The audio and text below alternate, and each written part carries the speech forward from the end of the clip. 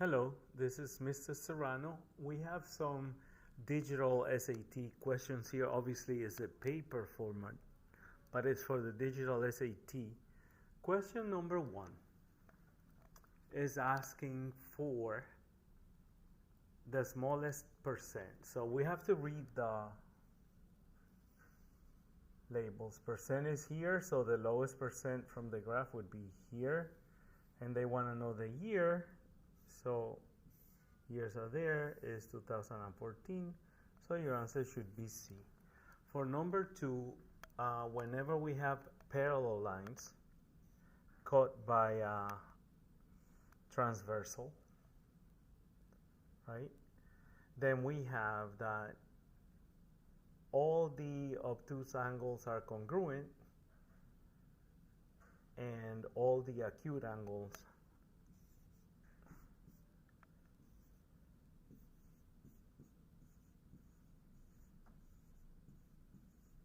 meaning equal, and all the acute angles are equal.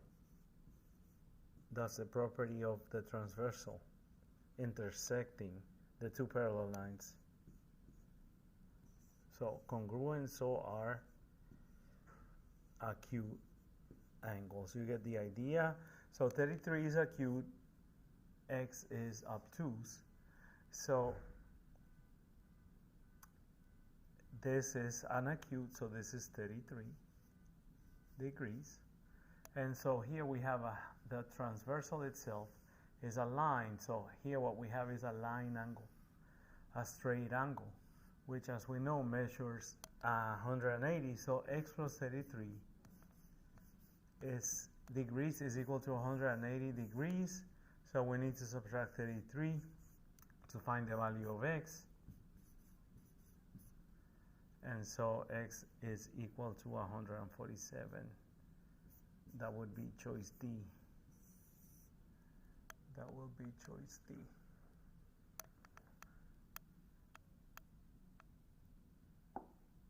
Okay, so let me see if I can scroll down. Oh, I have to go to, how do I go to the mouse again?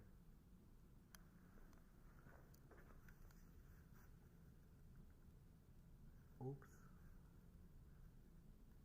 Sorry, not what I wanted to do. Okay.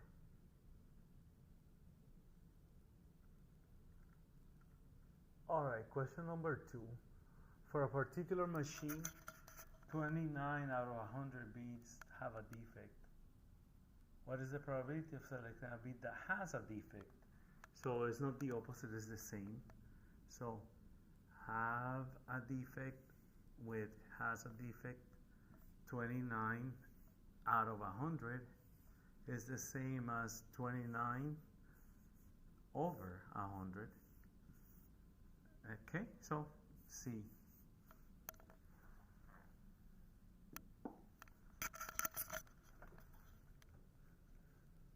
There are some questions I'm going to skip here. I don't want to make a whole hour video, but let's continue for now. Okay, so for number four, what is the y-intercept of the graph shown? The y-intercept is when x is equal to 0, what is b?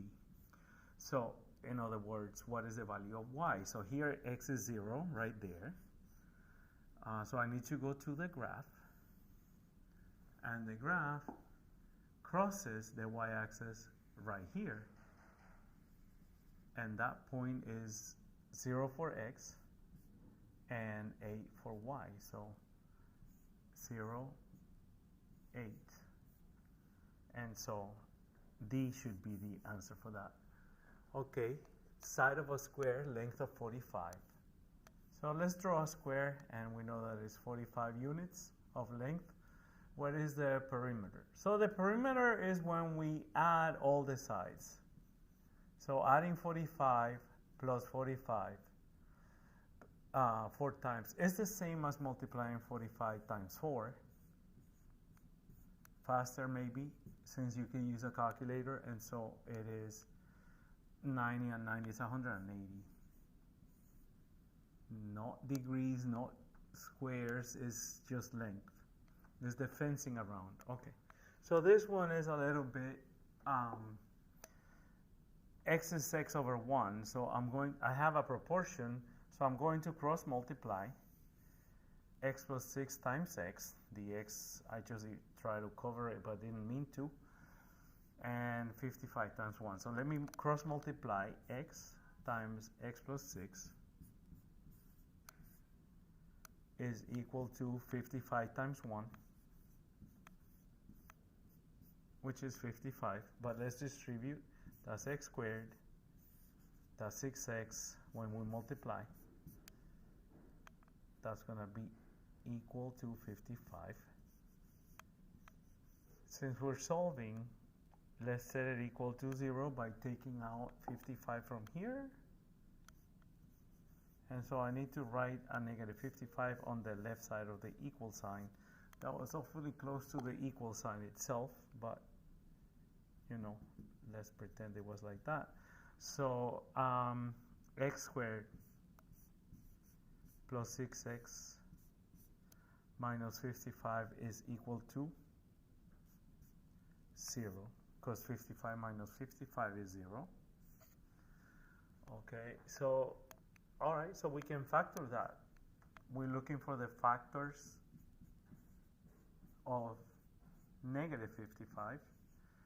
1 and 55 do not help with a positive 6. Do not help with a positive 6. That's a positive 6. So I'm going to try for 11 and negative 5, or negative 11 and 5. Which one will give me the positive 6?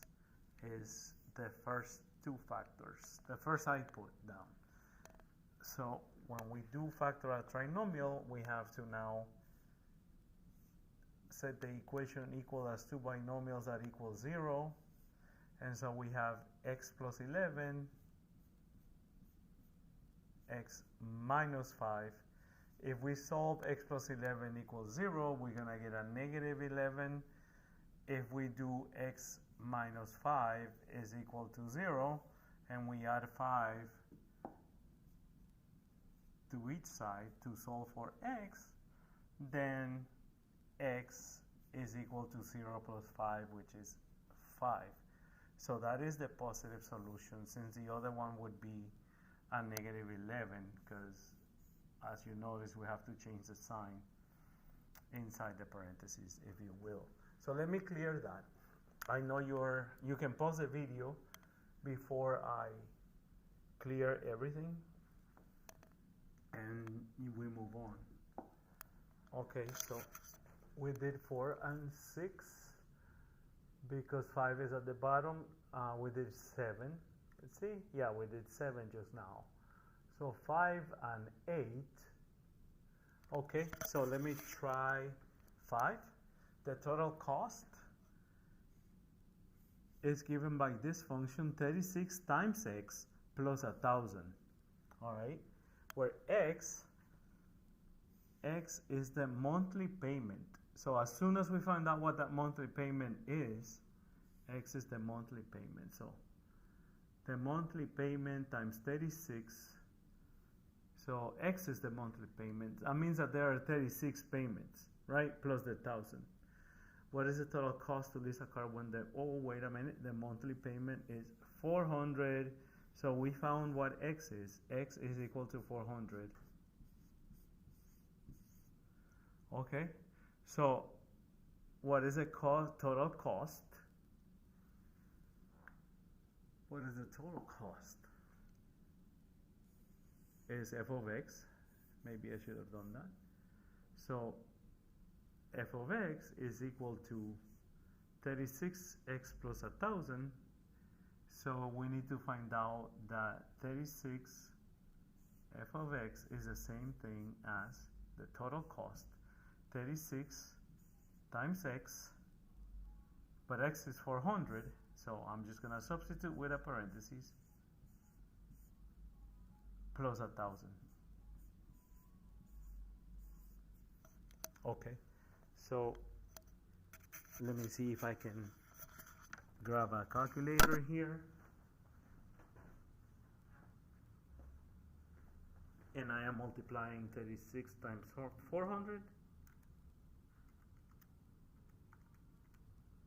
That's 14,400.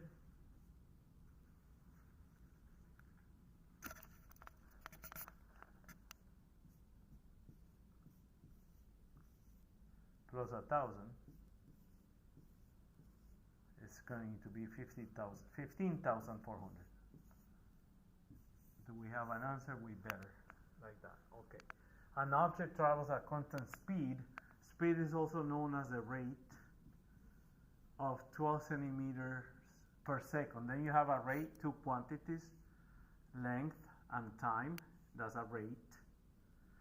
So at this speed, what is the time in seconds? So we have time t that it would take for the object to travel. Travel is distance.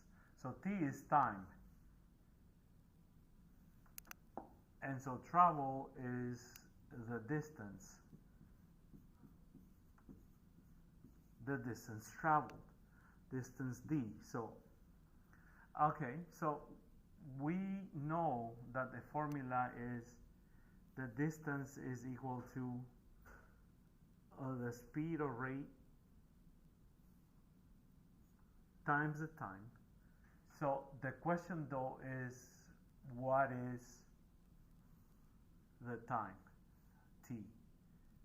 What is the time t? So we need to divide by both sides by the rate, and t is going to be equal to the distance, which is 108, right? D over rate over the speed, which is, that's my rate, 12 centimeters per second. So divided by 12, and 12 goes into 108 9 times. Your answer is A. Pause the video because I'm going to erase.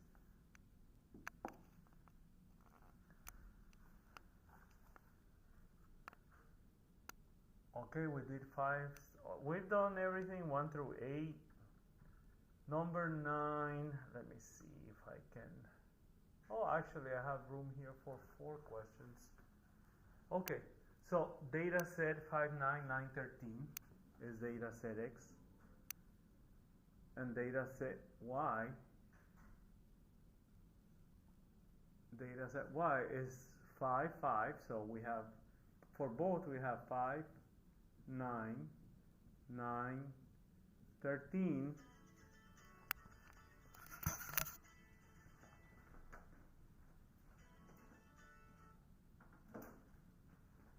Sorry about that. So we have the same numbers, but data set has a 27. So the mean is when we add these values, and let's just go ahead and add the calculator. Add 599 plus 13, so that's 18, and 13 is 31, 36 divided by 4. The mean of data set X, the mean for X is 9.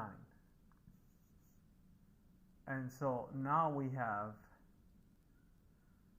basically we can find the data set of Y by adding 9 times 4 is 36. 36 plus 27 divided by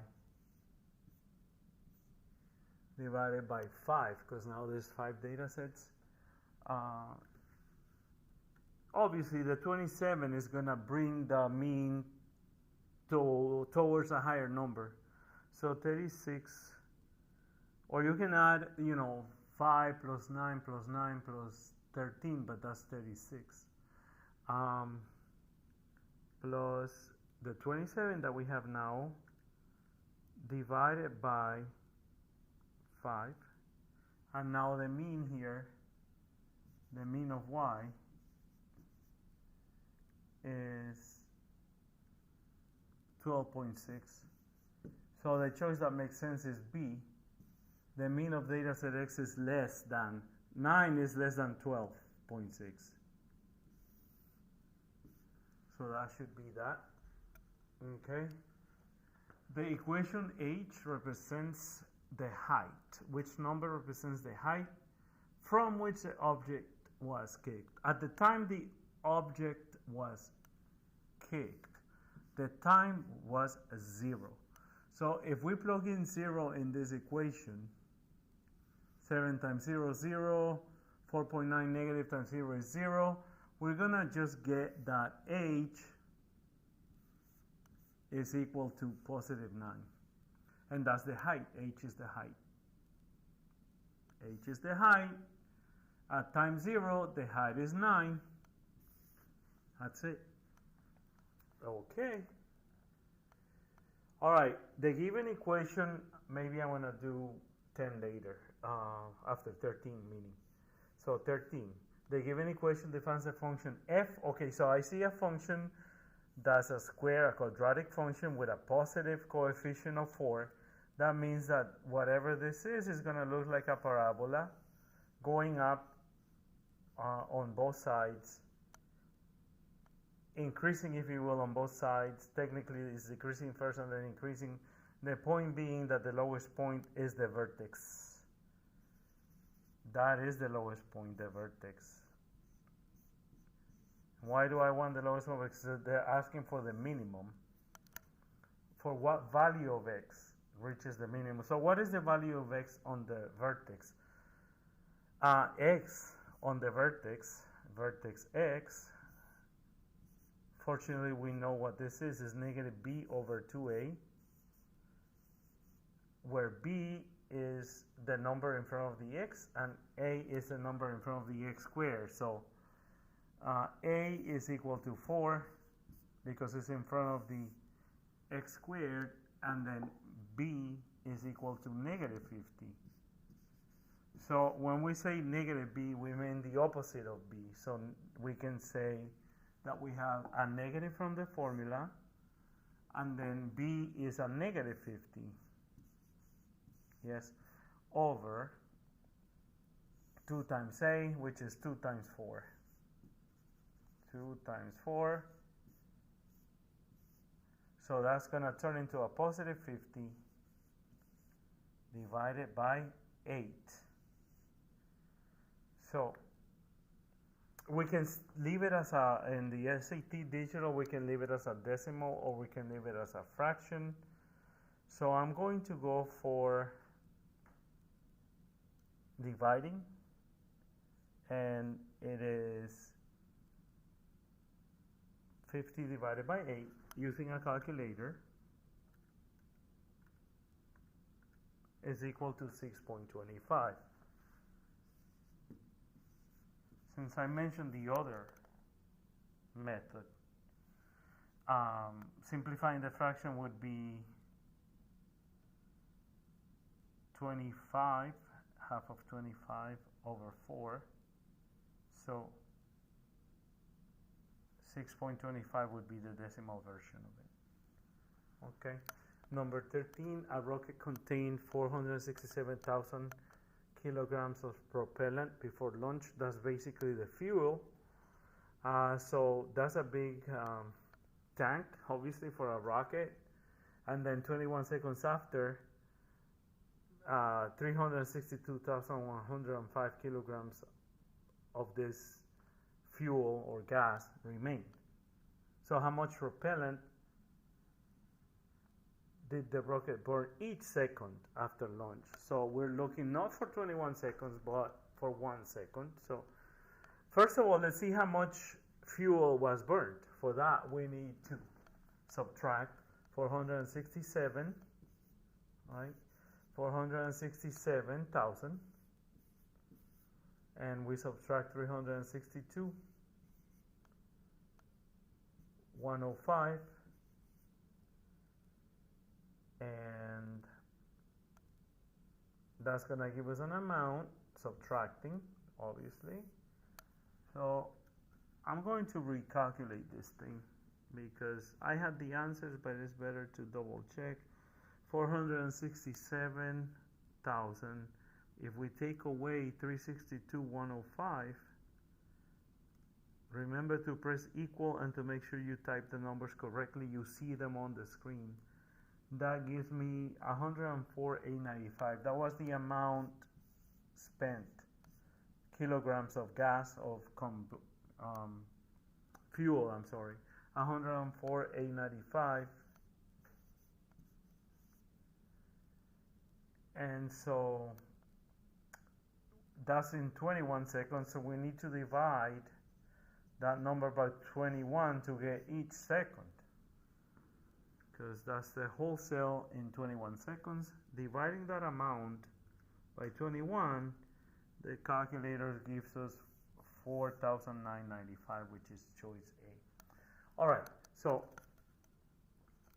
we have about 15 minutes or so, or 20 into the video. I don't want to finish everything. I just want to give you a good explanation on them and not go so fast. So I'm going to ask you to pause as I erase, pause the video.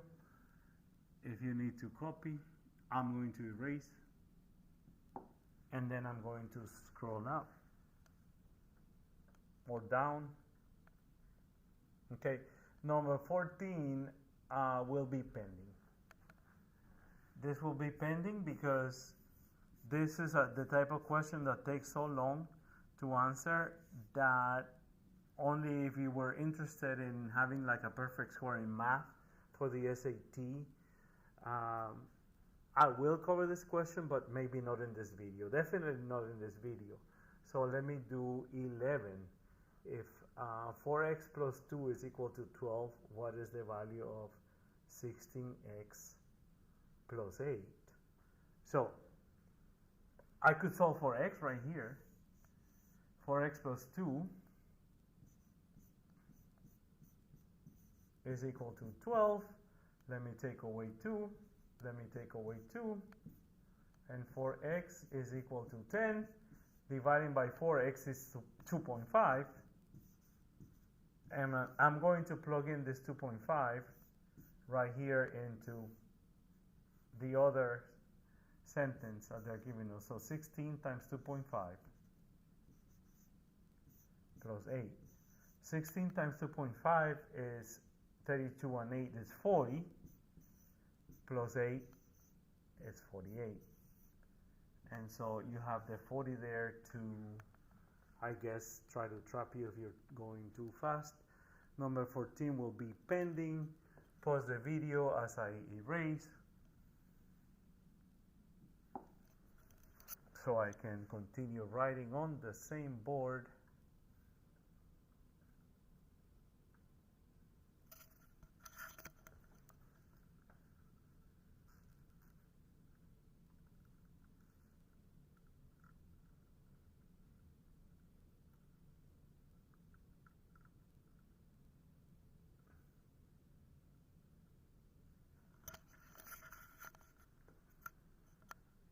Okay, so now for question number 15. In the linear function f, f of 0 is equal to 8 and f of 1 is equal to 12. Remember that sometimes they say y is equal to f of x. In other words, it's the output of the function.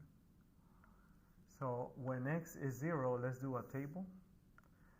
Notice that all the answers have x to the first power, so all these are linear. So slope and y-intercept will apply here. So if I have x and y, and I know that all the functions are linear functions, I don't need but two values. When x is 0, because x is inside that thing when we write f of x, you see? When x is 0, y, the output is 8. And when x is 1, y is 12. So I can now go ahead and find out the slope by seeing the difference in y, which is a plus 4, over the difference in x, which goes right here at the bottom, which is, so the difference in y over the difference, that means difference, a little delta. Delta is for difference. The triangle is delta in a Greek letter. So over 1, 4 over 1. So the slope is 4, and we can already eliminate a because the slope is 4. Now the y-intercept is, as we saw on the other graph, is when x is 0, x is going to stay right there, but the value of the line is going to be at y is 8. So when y is 8, that's where that point is. And then the other point, 112, is obviously going to be 1, and 4 more is 12, somewhere over here. The point being that b, y equals mx plus b. We know that m is 4 because we found it. This is the same as the slope. So y equals 4x. But we don't have the 0, 0. So what is y? It's not 0. So it's not 12 because that goes with the 1. It has to be 8. 4x plus b. b is 8 because we have the pair 0, 8, and a y-intercept. When x is 0, that number 8 is also known as b, the y-intercept, because x is 0, x, y. So 4x plus 8. All right, now here, this 16, f of w is 6w squared. It tells you that f of w, w is the width, right there. And f of w, in other words, 6w2 gives the area. So 6w2 gives the area of a rectangle. So 6w2 is the area. So the length is 6 times the width. So if we were to draw that rectangle, if this is the width w and the other one is 6 times, it's going to be 6w. We know that if we multiply this 2, we're going to have 6w times w. That's going to be, there's an invisible 1 in here, so 6 times 1 is 6, and w times w is w to the second power. No wonder that's what it says right there. So that's the area. The area is 6w to the second power because the area is in square units. So whatever feet, this is w feet, and inside is going to be feet, square feet. The area is in square feet. Okay, so which of the following is the best interpretation of F14? So the width is 14, right? And then 14 squared times 6 is 1176. So this is the width, and this is the area. Now, which answer will give us that? Is A. A is the one that says that the width is 14, right? So right there, that's the width being 14. That's a W, by the way. I underlined the 14 too. And then the area is 1176. So 1176 is the area. That's exactly what it says right here. Let me underline. Area of the rectangle is 1176. So I'm sure if we multiply 14 and then we square 14, that's going to give us 196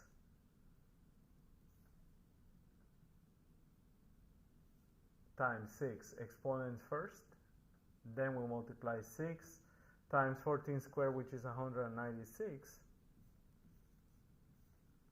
Not that we need to do all that. You know exactly what it is. W and area. You don't have to do the calculations. They did them for you. I'm just explaining a little bit deeper how they got those numbers. So 6 times 196 is indeed 1176. Okay? Now I want to finish with 17. And I know I skipped one, but that's going to be done later.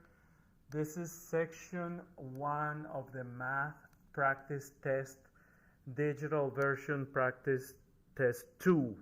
So test 2, section 1, questions 1 through 17 minus 1. That is pending. So, okay, let's do this and be done with this. Thank you for having followed me so far. The circle shown has a center O, circumference 144 pi. So that means that half the circumference, if I just do that section, is 144 pi divided by 2, which is 72 pi. And it tells me that this segment, the big segment, is twice as much as this little segment. So let's say that this is x. This is x. So this would be 2x. So 2x plus x is equal to 72 pi. 3x then is equal to 72 pi. Dividing both sides by 3, and x, meaning this arc right there, is equal to 24 pi. So don't be tempted to go right ahead and be careful, don't do a is 24 pi, because that is the arc PQ. What they want to know, the length of arc QR. So QR, if we notice, is the same size as 2x because of vertical angle. So if this much is 2x, then the QR is also equal to 2x, which means that if x is 24 pi, 2x, we multiply both sides by 2, is 48. 24 times 2 is 48 pi. So choice B and not A is the right answer. So it's not 72. That's when we simply take half of the circumference. I don't know where 96 came from. That is if you double 48 for some reason. The only possible answer is 48 pi, and with that, we are finished. You can pause before I stop this video and copy the last notes on it. Thank you so much. I hope to do the next video on the digital SAT soon.